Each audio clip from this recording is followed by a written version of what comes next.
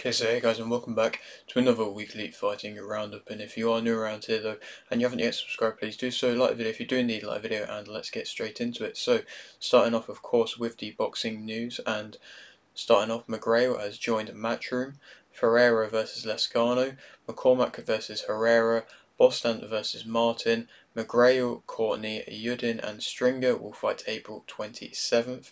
Great to see Bostan versus Martin being made as a fight. It's an amazing fight. Two fighters who I've had the privilege of speaking to, and it's a great fight to make. And also Stringer getting a big opportunity. Great to see him back fighting, and nice to see the activity getting there with him now, and somebody I've also had the privilege of speaking to. Coley has teamed up with Gallagher. Piquerio will fight Pavlov April 27th. Coley has teamed up. No, said that April 13th. Adamus is willing to fight Balanga. Williams versus Shiraz, and Richards versus Hutchinson is rumoured for June 1st. Sorry, I'm waffling, but that is rumoured to be on the Matchroom versus Queensbury 5v5 card. Two great fights. Turner will fight Townsend April 20th. Ramirez versus Bartholomew and Ortiz Jr. versus Delorme will fight April 27th. Strange matchmaking for that Ortiz fight. Not really a massive fan of it, to be completely honest. I don't think it's going to be a tough fight for Ortiz Jr., but I suppose we will have to see. Ford has called out Foster, basically ruled himself out of the Matchroom 5v5 versus Queensbury, and has now decided he wants to seemingly go down some sort of route with Foster. If not, then I'm sure other big American fights are probably what he's going to be wanting to make, which I understand and I respect him, his want, especially as a young champion coming up, to want to go and achieve big things and to go and call out all the best. But obviously, it is a big jump in my opinion from what he's done so far. A deal has been made for Ennis versus Crowley. The British Boxing Board have won their appeal against Ben's suspension, meaning that Ben isn't necessarily meant to fight, especially not in Britain. He won't be fighting anytime soon, seemingly, because the appeal against the thing to let Ben fight in the UK has now been basically denied, if that makes sense. So the British Boxing Board have won and aren't letting him fight in there for now, and so it'll be interesting to see what the next step, what the next progression is from there, if he's just going to keep fighting out in America or what. Dubois versus Hrgovic is set for June 1st for the vacant IBF world title, so that would be, Queensbury versus Matchroom card seemingly, and for that vacant IBF title. Oliphant has joined Queensbury. Matthias will fight Paro June 15th. I think that's a great fight. Amazing to see Matthias actually fighting, and I'm very excited to see him in his debut. But Paro is also, deserving that tough test, and about time he's having that tough test. He's been waiting for the right opportunity. Back when he was meant to fight Prograis, I thought that was going to be a great fight, and I think it's going to make for a good fight. I think Paro is going to be more than up for it, and I think he's not going to be a walk in the park at all. I think he's really going to make a good fight of it. Hernandez versus Lugo and Cruz versus Romero will fight May 11th. Smith has signed a multi-fight deal with Matchroom. Mbili versus Heffron and Makhmudov versus Farr will fight May 25th. Interesting to see Heffron getting that chance to fight Mbili. Spoke to Heffron on this channel a while ago, and I did really not expect this fight to be announced this week, and to be announced in general, and it's not a bad fight at all. I think it's going to be an interesting one. It's a huge step up for Heffron, but I respect him so much for wanting to take that opportunity, and we'll have to wait and see what the effect is. And also that Makhmudov versus Farr fight is going to be a great fight. It's very much for the careers of both fighters, in my opinion, especially that of Makhmudov, who did have such a bright start before he got stopped in his last fight. Spence Jr. could fight the winner of Kulke versus Murtazaliev next, but seems like he also might want Fundora or Zoo, so we'll have to wait and see. Jeffers, Edwards, Jolly, Jones and Shepherd will fight May 11th. Maloney will fight Guevara May 11th. Estrada will fight Rodriguez June 29th. That's an amazing fight as well, and that's also one that I'm just so excited for. King, Oliphant and Cairns will fight April 20th. Lambert and Stevens has joined GBM Sports. Crocker is set to fight Walker in June. Malia will fight Hall April 20th. Al-Mashari won via TK round 1 vs Prescott. Townsend won via unanimous decision versus Saloom. Carrillo won via TK round 3 vs Rankin. Ergashev won via KO round 1 vs Huertas. Shishkin won via TK round 7 versus Guy. Haney has called out Matthias, basically said that he's willing to fight anybody who is seen as the person that everybody's ducking, if that makes sense. And Matthias is seen as basically that guy at the moment, and so Haney is willing to fight him after both of their next fights, obviously with their results going the right way. Golden Boy has signed a new deal with Hollywood Park, meaning that boxing events in Vegas are going to basically just keep coming for the next few years. The rules for the Tyson vs Paul fight was announced. 16-ounce gloves, 2-minute rounds, no judges, no winner unless a KO. It's literally the exact same as that as the Jones Jr. fight versus Tyson, and yeah, it's not really, it's kind of what I expected, and it is disappointing, but also fair at the same time, because you don't want Tyson to be in a too dangerous of a position, like as an almost 60-year-old man. But it is a bit messy, and like I've been keeping saying, I don't really see the point in this fight, to be completely honest, but nonetheless we have it. Lopez is set to fight Claglet June 29th. Bit of a step down in opponent, but like when Lopez retired, he kind of was just thinking like it was because he basically wasn't really getting the fights he wanted, and he wasn't in the right headspace, and he only really wanted the huge fights. And when you think about Claglet as a fighter, it's not a big fight at all. I respect maybe he's changed his mind and he now wants just to be active and to be able to fight whoever, but I just don't see the appeal for that in my opinion. Stevenson is set to fight Taru Tianan July 6th. Jensen won via unanimous decision vs Modern. Scullion won via TK round 7 vs Shaw. Oletkin won via split decision versus Flood. Chadwin won via TK round 6 versus Horn to become IBO Ocean Orient Super Welterweight Champion. Tate won by split decision versus Espinoza.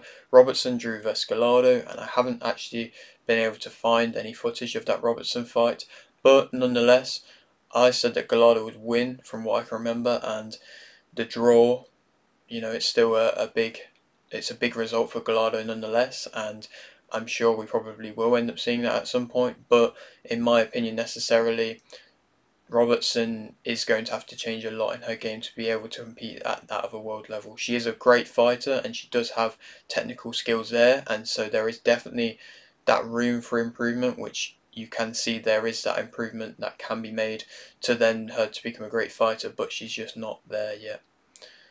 Barrera Jr. won via KO in round 2 versus Soto. Rodriguez won via unanimous decision versus Duverson. Vargas won via unanimous decision versus Hampton. Rule Valcaba won via TK round 2 versus Molina. Torres Jr. won via TK round 1 versus Hainsworth. Garcia won via TK round 2 versus Fuenzalida. Moratalia won via unanimous decision versus Don Jenny. Delgado won via KO round 7 versus Sanchez. Estrada won via unanimous decision versus Valle to become IBF, WBA, WBC, and WBO World Minimum Weight Champion. Valdez won via TK round 7 versus Wilson to remain WBO Interim World Super Featherweight Champion. And to speak about a couple fights off that card, Torres Jr. obviously getting another first round stoppage. It was pretty much vintage Torres Jr. is what we're used to at the moment, just very much getting you in the corner, just unload hooks constantly in the first round until you eventually get out, and I would really like to see that next step up from him now. I think he is a good fighter, I'm just not necessarily sure if he's got the makings to be a great fighter yet, and I would like to see that step up next. Estrada, that was an entertaining fight versus Valle. We always kind of knew that was going to be an entertaining fight. I think Estrada, it was a close fight.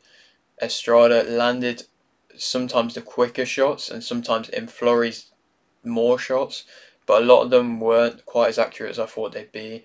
They were a bit messy. Valle caught her with some nice ones coming in. She was maintaining a slight bit of a range a bit better. She was landing clean shots in her own right, and I think it was a very close fight.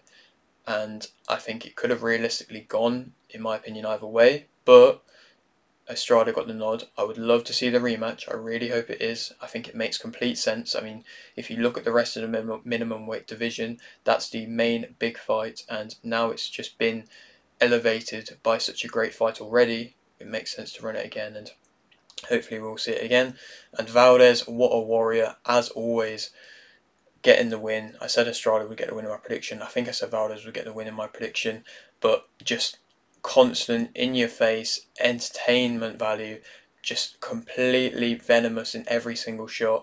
Such, like I mentioned, an entertaining fighter, such a warrior, and has proven that he's still at the top level as every time he's needed to, and an amazing fighter to watch as always. And credit to Wilson though, he's tough, he's game, he's durable, but Valdez was way too much for him, and I'm not necessarily sure if we will see Wilson at the top level again, to be completely honest. Iriarte won via KO in round 1 versus Aguiar. Manchia won via KO in round 1 versus Johnson. Sandova won via stoppage round 8 versus Buitrago. Rocha won by stoppage round 7 versus Lawson. Dominguez won by split decision versus Sanchez. Montgomery won via KO in round 3 versus Hackett to become a WBA Intercontinental Light Heavyweight Champion. Ramirez won via unanimous decision versus Gulamirian to become WBA Super World Cruiserweight Champion. And to speak about that main event especially, it was another vintage performance from Ramirez. I think I got my prediction right, I'm pretty sure.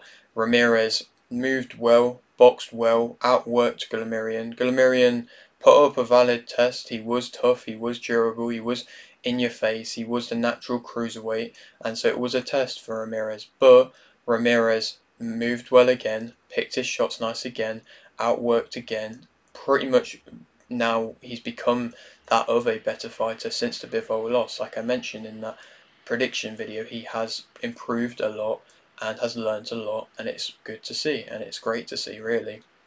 And now he's, basically just cleaning up the division at this point, and it's impressive to see. Maybe there will be a time where we see him reach that of a peak and reach that of a level where he can't really get to, but for the moment, I'm glad that he's doing what he's doing. I mean, if you look at the cruiserweight division, it has been relatively stagnant. Like, obviously there's big names in it, like that of Riakporhe, like that of Billum Smith, like that of, Akoli was in there not long ago. But when you actually look at a world level, they haven't really been fighting each other. Like Riakporhe, Billum Smith hasn't fought each other. Gulamirian hasn't fought in a while. I forgot his name, the German cruiserweight champion hasn't fought in a while. Zurdo Ramirez has now basically come up, taken the belt, made an entertaining fight with Joe Smith Jr., then taken the belt of Gulamirian. Now hopefully goes on to fight the German champion, which I should remember his name, and I mentioned it in my prediction, but I forgot off the top of my head. And then just in my opinion, clean up the division because it's there for the taking, and Zurdo Ramirez is boxing very well at the moment, and I think he deserves to be able to do it. Gallegos won via unanimous decision versus Howard. Moten won by unanimous decision versus Cuba. Cuello won by unanimous decision versus Segawa. Martinez won by majority decision versus Cordova to remain WBC World Flyweight Champion. Cruz won via TKO in round 8 versus Romero to become WBA World Super Lightweight Champion. Lara won via KO in round 2 versus Seth Rafa to remain WBA World Middleweight Champion. Pahachuk won via unanimous decision versus Mendoza to become WBC Interim World Super Welterweight Champion. Fundora won via split decision versus Zhu to become WBC and WBO World Super Welterweight Champion. And to speak more about that absolutely stacked first PBC x Amazon Prime card, Moten, very good performance from him. It was an entertaining fight to say the least. They really kind of threw Moten into the deep end with that fight, to be completely honest, but he fended for himself. He swam with the sharks. He did what he had to do. 17 years old, and put on a performance which would have been tough for anybody of any age to fight in. And obviously there was defensive things which need to be sharpened up, but that's definitely going to come with time. And you can see the aggressive technical punch placement, which is just very high, and he's a great talent, and I'm really, really excited with every fight to see the progression that he's making. Martinez, interesting fight versus Cordova. Probably was fight of the night. I thought it would be a good fight, but probably was fight of the night. I think I said it would be fight of the night in my opinion. Martinez did the exact same as what he always does boxing wise. Awkward, not defensively amazing, but just good, solid, aggressive combinations. Cordova was also similar, in your face type style. Probably had a bit of the better movement, but wasn't landing as clean or as many as that of Martinez was. And in the end, Martinez just kind of outworked him, outdrove him, did what he had to do, managed to get the win.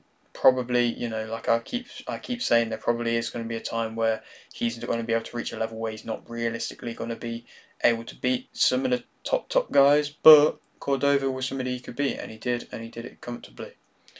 The Cruz one, I got my prediction right for that one. The Martinez one, I think I got right as well. The Cruz one, that was a great fight from Cruz. He was that dog, mentally, just in your face, aggressive type style that we're so used to with Cruz, and that's just such a nice style to watch. It's so entertaining, it's animalistic realistically, and Romero just couldn't handle it from the very get-go, from the very first round. He did very well to last to round 8, and credit to the ref to stop it when they did. I feel like the corner could have even stopped it earlier, but Cruz, you know, he's just such a hard fighter to pin down and just completely in your face, and if you can't deal with that, which few fighters can, it's hard to be able to counteract, and credit to him to now become a world champion.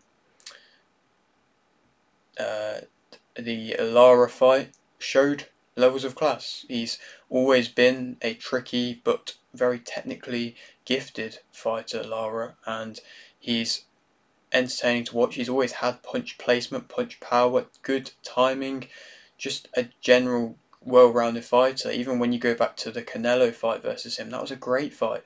Probably one of Canelo's toughest fights, and no wonder Canelo didn't really want to take that rematch. Lara is a great fighter, and he's still consistently, well, not consistently, but he's still proving that he can fight at a top level. Will we like to see him fight more? Of course. Will we? We'll have to wait and see. I don't necessarily know, but still a good stoppage victory against Zarafa, who is on the latter side of his career, but nonetheless still was a valid opponent and still managed to get the stoppage. Still was a #1 contender opponent. The Hachuk fight, got that one right as well. I believe I got all of the undercard ones right. The Bahachuk one, unanimous decision. I said decision. I knew how tough Mendoza was, and he showed that. Was very durable, very tough. Bahachuk is an interesting type fighter to deal with. He's not necessarily the most technically gifted. He's awkward. He's gonna be in your face. He's gonna land it hard. He's gonna be letting his hands go, but he's also not going to be particularly fast, and he probably is going to be there to be hit. And he does stand quite upright, so he's definitely there to be hit. But Bahachuk did just outwork Mendoza. Mendoza did look, he was tough, he was durable, he took a lot of shots, but he didn't look quite on the level as what we've seen from Mendoza in the past.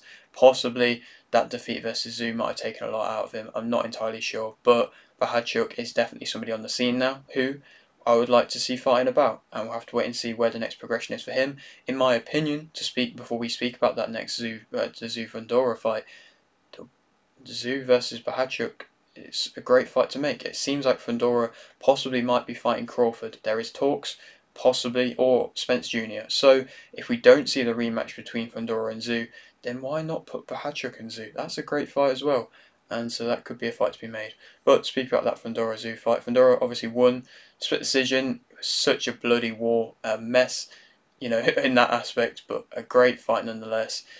Fundora defied the odds, did what he had to do, didn't really let Zoo in. Zoo seemed to struggle as soon as the cut came and just couldn't seem to realistically get any kind of rhythm going, and he did get shown to an extent. Like, it was a close fight and he landed good shots, but Fundora also landed good shots and showed that Zoo is there to be hit. And it's sad to see, in my opinion, because I'm really just craving consistent good champions who can step up to the occasion every time, but it's so difficult and it's so rare to see, and I thought Zoo could have been that, but for the moment, obviously it wasn't a bad loss or anything like that. For the moment, he's not, and it sets open so many doors now for Fundora, who did box well, showed that he is a very top level operator still. A lot of people doubted him, I doubted him for this fight, and he still did it, and so complete credit to him. Obviously, now, like I mentioned, huge talks in the line for him, and we'll have to wait and see where that goes from there. Pulev won by unanimous decision versus Shevzik. key, and I mean, I didn't do a prediction for that fight. I mean, I did a prediction for Pulev versus Char. Char obviously pulled out for an injury. No real surprise, to be completely honest. Like, he's known to be injured a lot, and it's seemingly just like a bit of a mess, to be completely honest. But maybe we will see that Pulev fight at some point.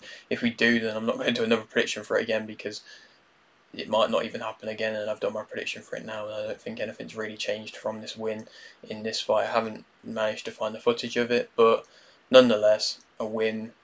Fair play to him.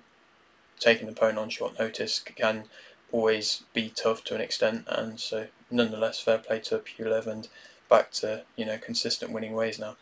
Hughes won via points versus Fash, Boyd won via points versus White, O'Neill won via points versus Kemsky, O'Meara won via points versus Gomez, Byrne won via points versus Shaw, Ward won via points versus Howe, Farrell won via points versus Kerr to become Celtic Super Bantamweight champion. Walker won via stoppage around 7 versus Beach Jr. to become WBA Continental European Featherweight champion.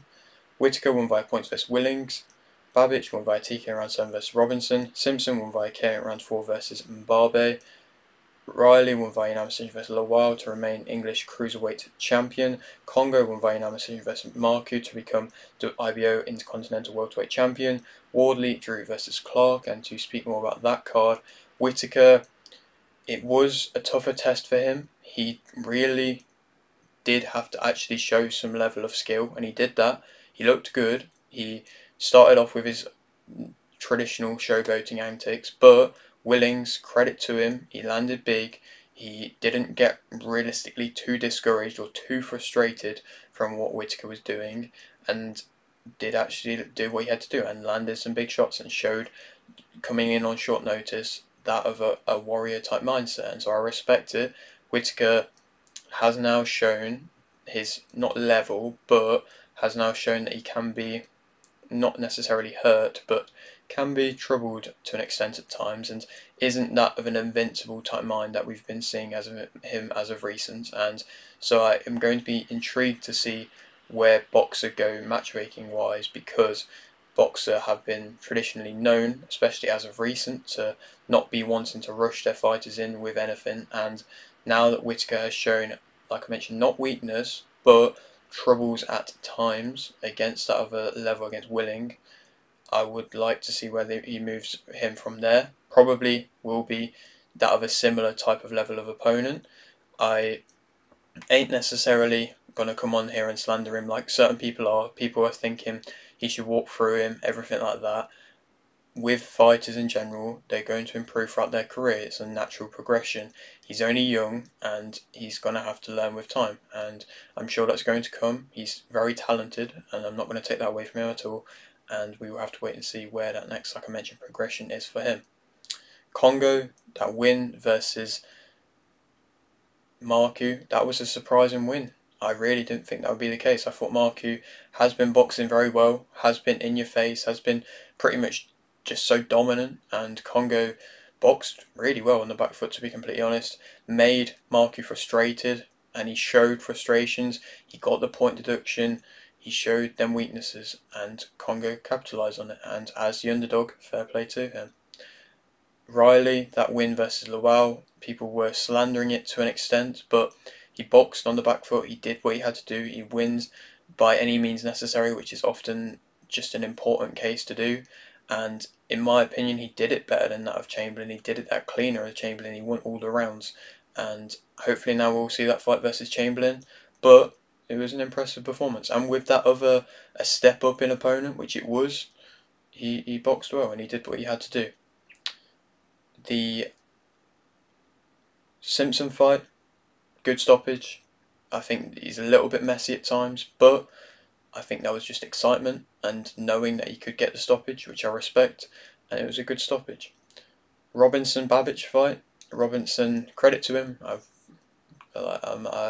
He's a nice bloke. He's a lovely bloke. I've had him on the channel a couple times, but Babic didn't really look anything crazy either, to be completely honest. Saying that he was an ex-world champion, he didn't really look like what he used to, when he did look quite indestructible in the past, when he did used to be in your face so much. And Robinson, I don't necessarily know how much I want to see from that of Robinson, to be completely honest.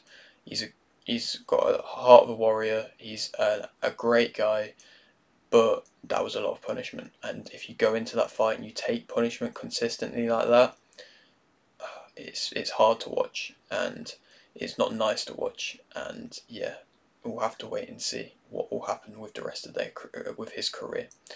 The Wardley Clark fight, an amazing fight, and all English dust up, which really lived up to the billing, and I was hoping that it would live up to the billing. I thought that Wardley would be able to win. A lot of people did. Fair play to Clark, he really showed some levels in there and improved throughout the fight. Wardley had him hurt and he still came back. Clark showed a lot. He showed the actual ability that he had above that of Wardley, the clear technical ability he had above. Wardley has immense amount of heart and was fighting upon that heart into the later rounds. He was tired, he was really giving it his all, but in the end, it ended up in a draw. Even with the knockdown, he still ended up with the draw, and so we'll have to wait and see what happens with the rematch. I'm sure it will happen. I believe it happened. I hope it will happen, and we'll have to wait and see when it happens. Moriwaki won via TK round 2 versus Tawir Naram. Zhe won via unanimous decision versus Tajima. Go won by majority decision versus Takashima. Kameda won by stoppage round 5 versus Villanueva. Kunimoto won by TKO versus in round 6 versus Carney to remain Japanese Boxing Commission and WBO Asia Pacific middleweight champion. Shigioka won by KO in round 2 versus Amparo to remain IBF World Minimum Weight Champion. Jerusalem won by split decision versus Shigioka to become WBC World Minimum Weight Champion. And to speak about them two main fights in the Shigioka brothers. Did my prediction. I got the Shigioka Jinjiro Shigioka one right. Got the Yadai Shigioka one wrong. Fair play to Jinjiro. He pretty much threw one big fight the entire fight. Landed it nicely. Got him out of there. Amparo didn't really seem to want it. I don't know how much that body shot would have hurt. Maybe it's credit to Jinjiro's power just being more than everybody expects, but it was one body shot and that was all it was, and then it was got him out of there. So, it was efficient work. Credit to Jinjiro, I suppose. Yadai, that was an interesting performance. Jerusalem, he caught me off guard. I got the prediction wrong. He's just started so aggressive. He really came for the fight and was just in Yadai's face pretty much the whole time. Really didn't let him get into any flow. Really didn't let him work.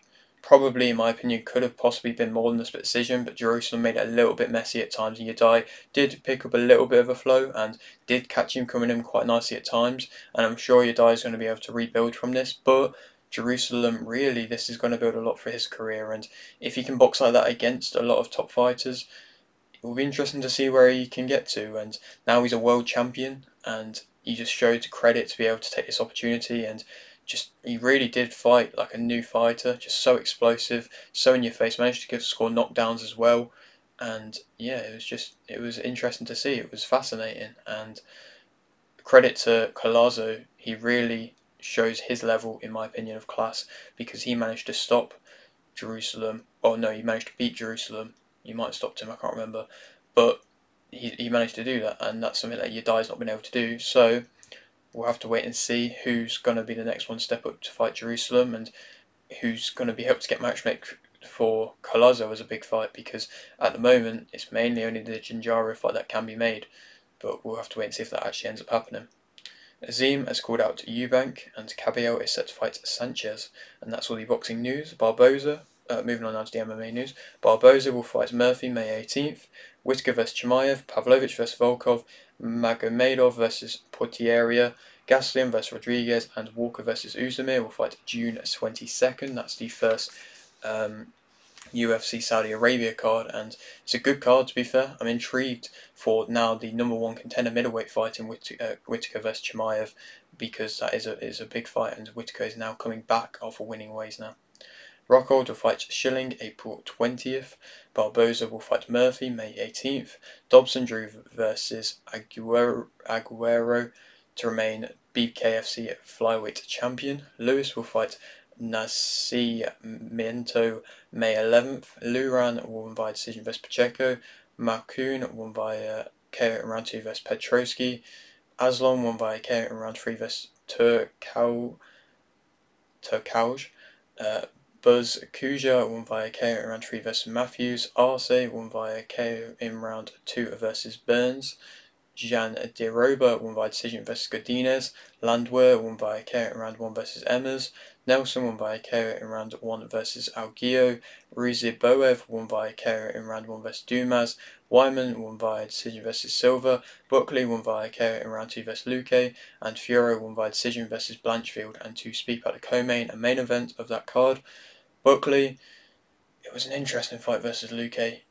Buckley did well, but Luque, he just doesn't look like the same fighter he used to be. He doesn't look like he was really wanting it, to be completely honest. I think even Buckley was surprised how easy that stoppage was. Like, Buckley, when he got the ground and pound going, he was just tapping, trying to find shots to be able to get through, and Luque just basically just allowed him more and more time, more and more of a weak guard, more and more openings, until eventually it got stopped. And I don't know, it just didn't look right.